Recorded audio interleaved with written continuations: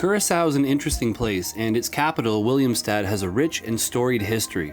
The city, once called Punda, which is now a district within Willemstad, was a walled city fortress, established in 1634 when the Dutch West India Company captured the island from Spain. In 1674, the Curaçao Synagogue was built, the oldest standing synagogue in the Americas. Willemstad is where most of the action is, the cruise ship terminals, clubs and hotels, and there's a beautiful downtown with well-maintained buildings that are bright, beautiful, and color-coordinated. The unfortunate thing about Curaçao for cruisers is that the cruiser's anchorage is 20 minutes away by car from the main downtown, in a neighbouring bay called Spanish Waters. The reason for this is that the main bay in Willemstad is home to a massive industrial and shipping operation including an oil refinery. The massive Queen Juliana Bridge, which crosses St. Anna Bay, separates the beautiful touristy side of the city from the industrial oil refinery and shipping side. This is what makes Curaçao so strange to me. The beautiful touristy town juxtaposed with the oily industrial underbelly just a stone's throw away. And while it makes sense to use the main bay for the obviously profitable industrial operations, the fact that cruisers have to remain far away from the action makes Curaçao not one of the best cruising destinations in my opinion. Cruisers obviously don't arrive with cars, and the car rentals on the island are quite expensive. To me, the whole point of cruising is to be able to bring your home to where the action is, not to have to park it 20 minutes away.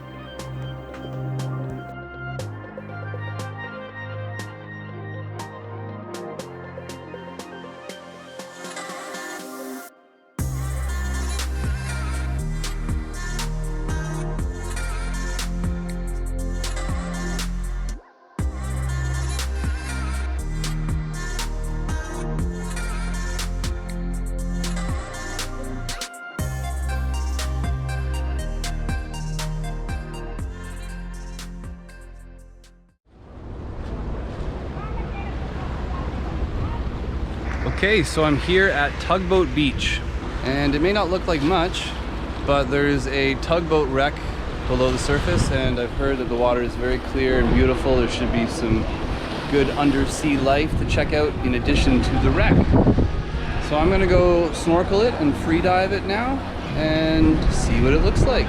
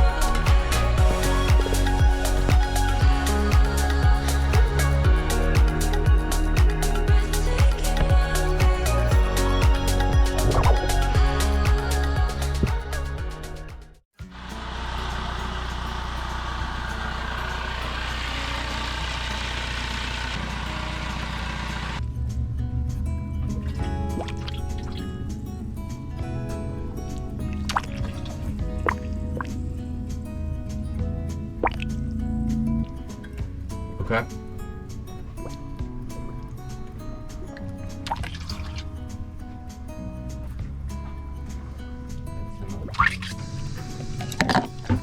We're gonna pour boiling water on this thermostat and see if it actuates or not.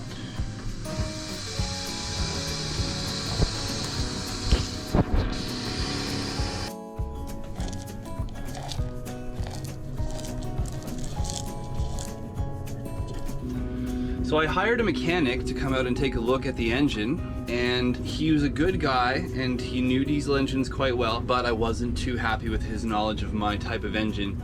He had a lot of kind of investigating and tracing the pipe work and figuring out how the engine kind of works, how this particular engine works, and I was really hoping to not kind of have to have someone do that. However, we did spend the day going through the engine. We took some things apart and his price was quite good, and I learned a lot about the engine. So even though he wasn't super helpful, he did kind of help to figure out what the problem likely is occurring in. Him and I actually disagreed on what the problem was, and I think I'm right and I think he was wrong. But either way, he led me to the issue and to the now to the solution, I hope. So I went to the hardware store and I bought a bunch of stuff, and I'm flushing the engine right now because it's full of rust. And so I just keep pouring fresh water in the top, and this is what's coming out in the bottom.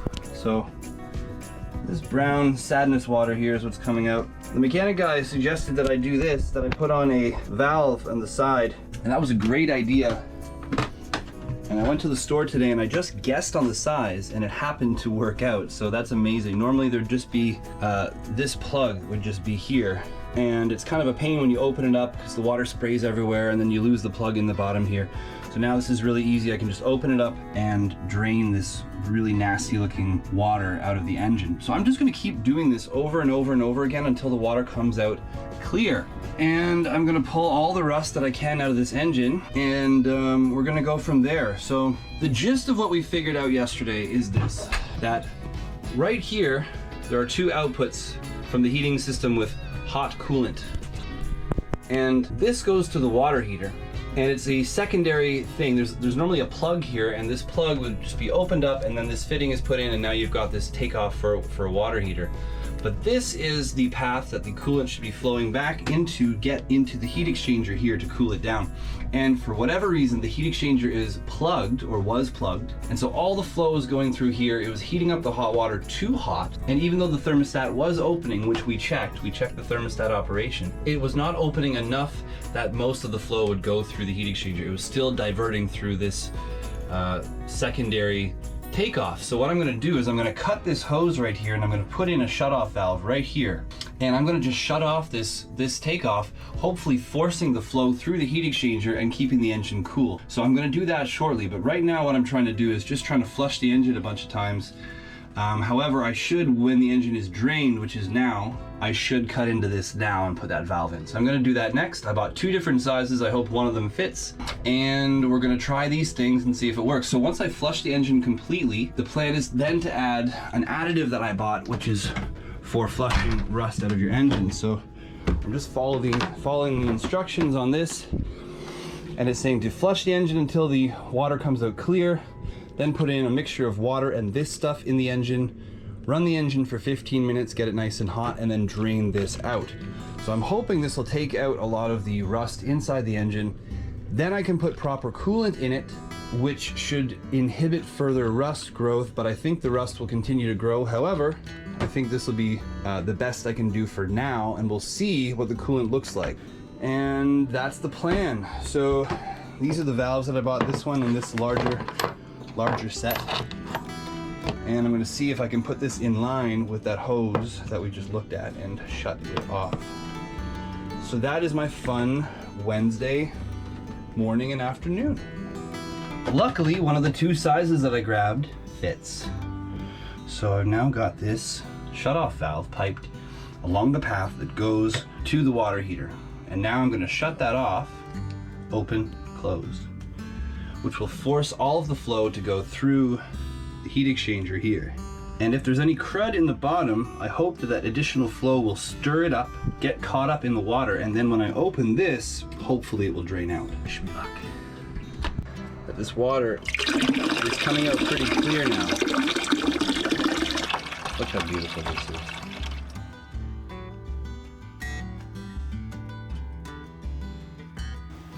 So we decided to take the boat up the coast and go for a little day trip with a couple buddies that we met in Curaçao, Anthony and Nick. Anthony's a real estate agent, and Nick is a chef in training, and so he wanted to cook for us on the boat. He'd never cooked on a boat before, and so we were more than happy to oblige. So myself, Phil, Ricardo, Anthony, and Nick went for a little day trip. We found an anchorage for the afternoon and cooked and enjoyed and had an amazing time. One asshole will get some 11 cheeseburgers. We have to give him. It's great. Guys, I'm like,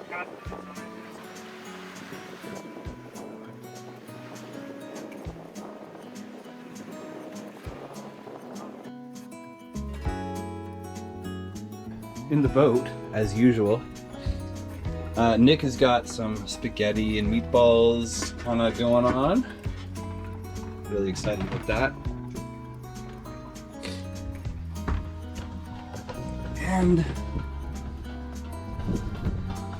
the guys are in the water trying to fish. Trying to get some grub. Down here. I stuck down in there. That's the rock. Like the big. And you can kind of barely see it, but there's this huge concrete block right below us. Massive concrete block.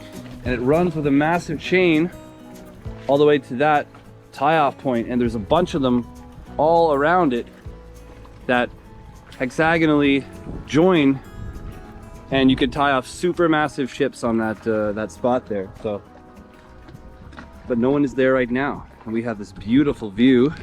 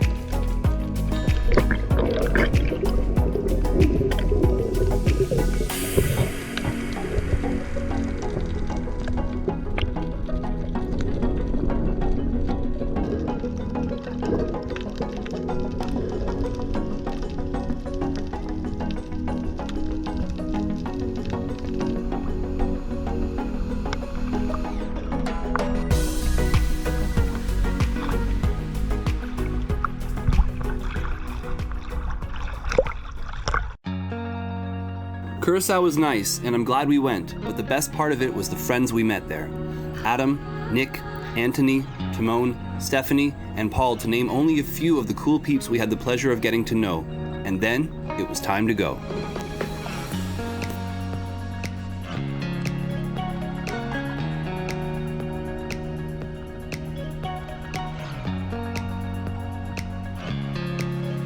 It's wonderful. Yeah, with eggplant and mushrooms. Amazing. And rigatoni. We're eating well tonight. Yeah. And tonight is the night of our departure to Aruba. So that'll be interesting. Enjoy, guys. Thank you. That's good sauce plus chili sauce makes for a Good sauce. good sauce. So this is our first night departure. We've sailed through the night before, but it was with a full moon, and there's not much of a moon tonight. So we're leaving, well, it's 7 p.m. now. We'll probably get out of here by 8 at the latest, because it's a 12 to 14 hour sail to Aruba. So we're timing our departure for arriving first thing in the morning, and it should be interesting. First, we got a good meal in our bellies. Okay, so it is, I don't know what time it is. It is 7:55, it's 8 p.m. and we're just pulling up the anchor now. And we got the main up, although you're not going to be able to see it, so I won't show you. And Phil and Ricardo up there, we're up, okay? They're giving me hand signals, you can't see it. And we got this neighboring boat in front of us. It's pretty close, but not too shab. And I'm going to drive now, so here we go. Away we go. All right. Good job, homie. Thank you. Phil's spotting us up there. I'm going to follow our previous track here, but still can't see shit, so. Yeah. Maybe you should take this next week. Aruba, here we come. Thanks for watching. Don't forget to like, subscribe, and hit that notification button so I can keep you posted on the latest content. See you then.